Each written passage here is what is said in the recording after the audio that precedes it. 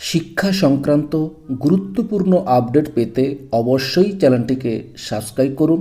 পাশে থাকা বেল আইকনটিতে অবশ্যই ক্লিক করুন।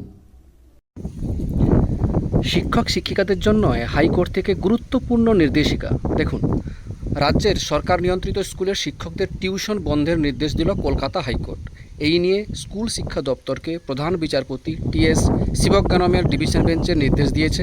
আগামী 8 সপ্তাহের মধ্যে মধ্যশিক্ষা পর্ষদ এবং জেলা স্কুল পরিদর্শককে নিয়ে প্রয়োজনীয় পদক্ষেপ নিতে হবে।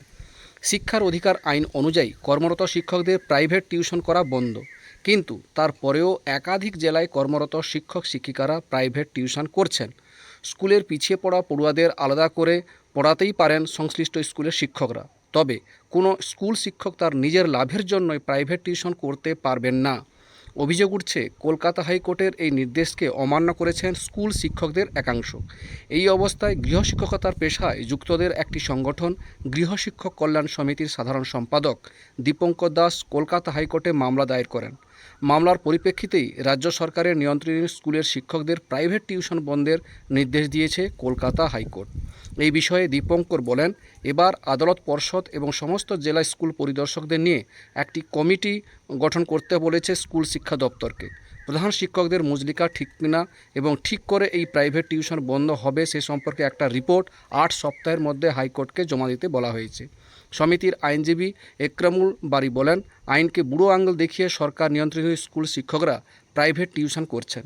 টিউশন বন্ধ করার জন্য যে পরিকাঠামো দরকার তা না থাকায় সরকার ব্যবস্থা নিতে পারছেন না।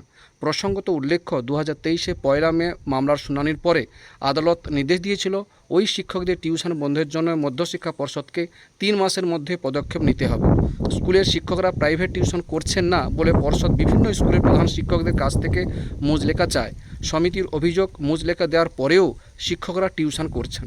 গত ডিসেম্বরে ফের আদালতে অবমাননার মামলা করেন সমিতি। এই ছিল একটা আপডেট, আমাদের সঙ্গে শেয়ার করলাম। ভিডিওটি দেখার জন্য অসংখ্য ধন্যবাদ।